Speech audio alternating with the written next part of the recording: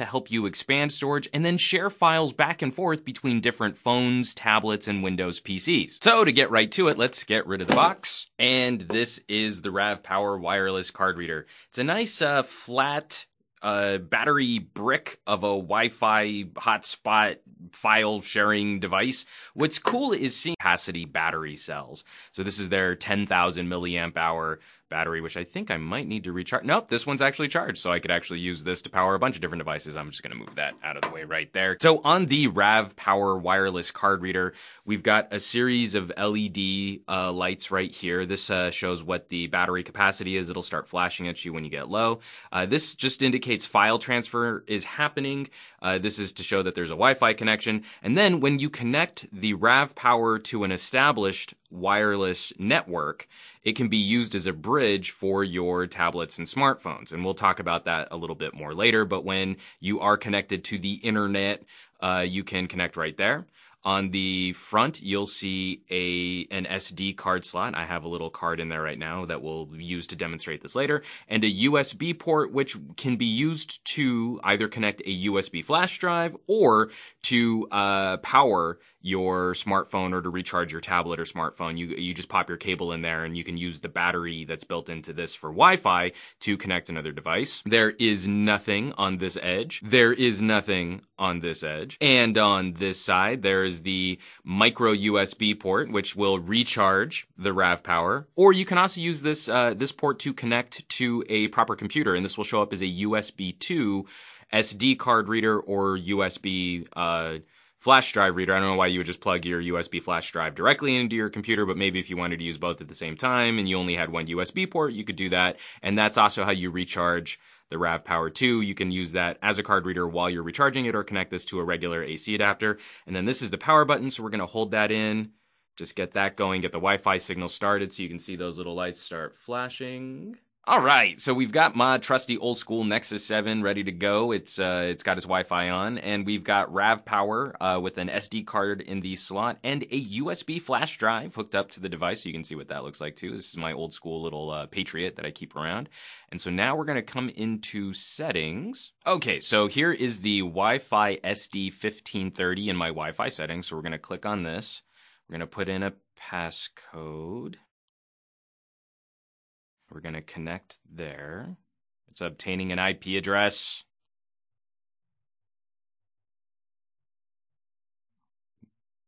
And it's connected. Okay, good. So I've already set up a new passcode for the RAVPower, which is why you saw me go through a bunch of different characters there. I think the default is 7 ones when you first fire up the RAVPower. But now, the one tricky thing about the 4.4 KitKat OTA on my Nexus 7 here, but the one that worked more stably was AirStore. And so we're going to fire up AirStore now. I'm going to see this Y disk. And now we can see the files that are on the RAVPower. There's an SD card volume and a USB disk volume. And so this is the SD card, this is the USB drive. It's showing two different folders that we can interact with and pull files on and off, or just play files directly over this Wi-Fi connection. Several devices can all connect at the same time to the RAVPower. I only tested 2 at once, and there weren't any issues streaming HD quality movies between the RAVPower and 2 Wi-Fi enabled devices at the same time.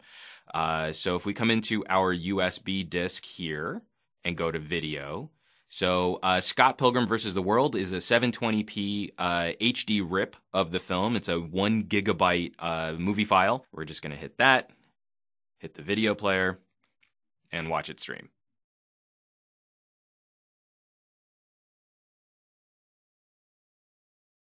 Okay, and so now we're watching a movie playback. I made sure to disable the sound so that Google doesn't freak out and hit me with too much of a copyright issue with the audio from this film. But the playback is extremely smooth. I'm getting a good data transfer rate between these two devices. Like I said, playing HD video on 2 devices at the same time is not a problem, even on some of this older hardware, like this old Tegra 3 processor in here. And so even streaming or skipping, you get pretty fast responses for it scanning the file and pulling back up the video of where that might be. It doesn't spend a lot of time buffering. So if I just randomly pick a spot here, an hour and 15 minutes into the film, it's already caught up and streaming, and it looks super crisp, it looks gorgeous. It's really, really solid performance. Where I feel the app for the AirStore app falls down for the RAVPower on things like pictures. But if I come into the USB and I go into here, like these are high quality pictures of origami. So getting one of these pulled up, it takes a second to load through an image file until we get the high quality version pops up. If you're only dealing with really small sort of smartphone or smaller pictures, then that's fine. But for photographers and you're working with, say, higher quality images, that buffer is a little frustrating to deal with. So that performance is a little bit of a bummer. Also, just the app itself seems to flake out a little bit more, like when this goes to sleep or when this has like low power. If you have a long time period where these two stop talking to each other, just getting it to recycle and get it talking to each other again, the app just doesn't quite feel as solid as some of the other solutions that I've played with for this type of wireless data access. And just a quick look at the app settings in AirStore. You have all of the settings that I was hoping to have. So if you want to change the device name, if you want to change the security options, you can search for firmware upgrades. There weren't any for the RAVPower when I checked it out. All of those are very easy to get to. And then to use this as a wireless bridge, you can get into the wireless access to the internet, and then it will send the signal onto your tablet. That's actually very helpful because when you connect a tablet or a smartphone to a device like the RAVPower over Wi-Fi, that is the only Wi-Fi connection that this device can maintain.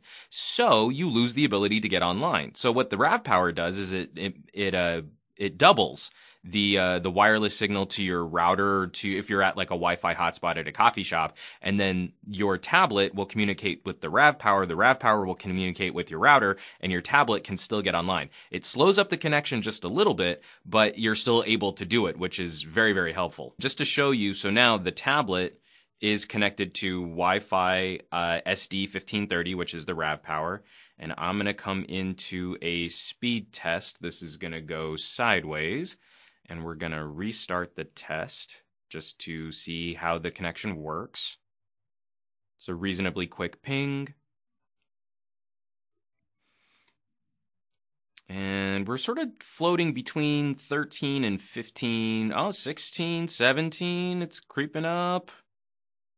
Yeah, we're going to max out at a 17 megabit download. Sorry for making you guys twist your head sideways here. It's just the easiest way for me to orient my Nexus 7 here. 5.8 megabit upload, just with the tablet connected directly to the Wi-Fi router, connected to the RAVPower, which is then connected to my Wi-Fi. I was getting about half that, which seems to make sense if you look at how a wireless bridge of your data connection, but that's actually pretty good considering.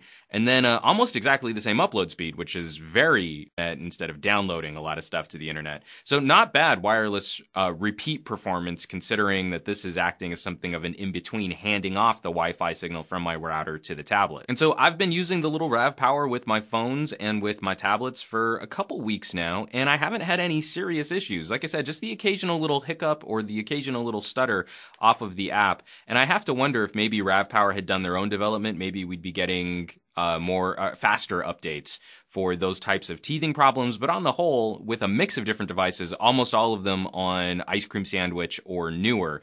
I'm not running anything on KitKat at the moment. The performance has been pretty solid so long as you don't let devices go to sleep. So long as the connection is active, I haven't had any serious issues. And that seems to be pretty par for the course on just about any other type of wireless hard drive or wireless card reader solution that I've used in the past. And then, as always, what's always sort of a nice touch with Android, not so much with iOS, is that file transfer happens very easily between a tablet, phone, and the RAVPower. So because Android has a file manager that you can access very simply, whenever you move files onto the tablet or off of the tablet, they show up in the tablet apps immediately, and then you can always use this as sort of a backup solution. So say you were going out on vacation and you only brought your smartphone, you didn't bring a camera. If you fill up your smartphone's memory, you could very easily move files off of the device onto the RAVPower for just extra storage right here and not have to worry about trying to find a regular computer. So this actually affords you the ability of not needing to always travel with something like a laptop if you want to pull files off of it while you're using an Android smartphone. Unfortunately, for those of you on iOS, while this interaction, this read, interaction works very easily. You can play movies off of it very simply. You can play music files off of it very easily. You can look at pictures very easily. You can't always transfer stuff back. So moving files from the RAVPower to your tablet or iPhone or iPad doesn't always work as seamlessly because sometimes those files get locked up. Apple likes to control all that stuff. They really put a hard lock on that kind of functionality. So sometimes it'll work, sometimes it won't. You just have to play with individual files to see what's going to happen there. But this could also be really interesting. Say you did travel with a camera which uses an SD card. You could pop in an SD card, send the file over to your Android tablet or smartphone, and then upload it to Facebook or Google Plus directly from that data connection, which could be really cool. If you don't have a Wi-Fi connected camera, this solution could also be really handy, again, so that you don't need to travel with a big cumbersome laptop or, find a desktop when you're out on vacation or out traveling. It kind of helps minimize the amount of stuff that you need to travel with. So in a vacuum, this is actually a really cool, handy little device. But there are competitors to the RAVPower that we've played with in the past, and namely the one that I've been most impressed with has been the Kingston Mobile Light. And how does the RAVPower compare to the Mobile Light becomes maybe one of the most interesting questions for this type of accessory that I've ever had the pleasure of playing with. They both provide almost exactly the same kind of functionality. And the hardware differences are very, very slight. They both provide an SD card slot. The Mobile Light has its on the back. And they both provide a USB port to connect a flash drive. You can see that very easily right there. And they both allow you to recharge your phone or tablet with the built-in battery that they use for the wireless hotspot. The RAVPower is wider but flatter. The Mobile Light is a little thicker. It's almost perfectly the size of two iPhones stacked on top of each other.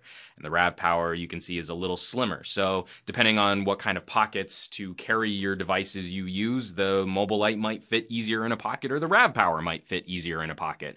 The major difference in hardware between these two devices is the battery size. And the RAVPower includes a 3,000 milliamp hour battery, which allows it to run longer than the 1,800 milliamp hour battery found in the Mobile Light. However, I like the app that Kingston has coded for the Mobile Light better than I like the app that you have to use with the RAVPower. And it's not to say that there haven't been issues with the Mobile Light. Again, this kind of wireless connectivity means that there will be some compatibility issues with certain phones and tablets, but I just find that there are fewer hiccups with the app that Kingston provides and Kingston maintains with the Mobile Light wireless card reader than what I've had with the RAVPower. Especially considering that the price between these two is almost exactly the same. I think you can pick up both on Amazon right now for around $45. My vote for brute force hardware, if you don't mind slightly more instability, goes for the RAVPower. And those of you wanting a cleaner software experience and you don't mind the shorter runtime would be, my vote would go for the Kingston Mobile Light. But ultimately, both of these become exceptional solutions for that problem that we have when we're using wireless and mobile hardware on the go. I mean, my Nexus 7 is a perfect indication of where we're sort of headed in terms of mobile hardware.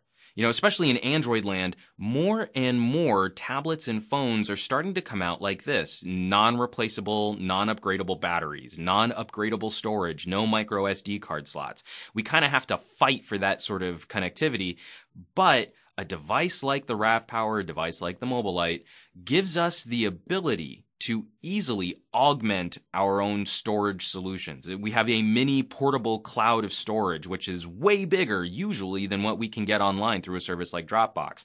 I don't have to find a data connection or tether my phone to my tablet now to throw another 16, 32, 64 gigabytes of storage just ready to go in a nice little Bloom cloud that other devices can connect to, other devices can share. If I'm traveling with my wife and we're on an airplane, I can stream a movie to my tablet. She can listen to music on her phone, and we don't have to worry about filling up the tablet and phone that we're traveling with. It's all right here in one central handy little space with excellent battery life, excellent runtime, and in an emergency, this thing can be used to recharge a phone, which is a clutch feature. So folks, definitely check out RAVPower.com for more information on their wireless SD card USB flash drive reader. I've been very impressed, especially considering that I've only known RAVPower as a battery manufacturer. Seeing them come out with devices like this is really exciting as it sort of expands their portfolio and we get cool gadgets and cool functionality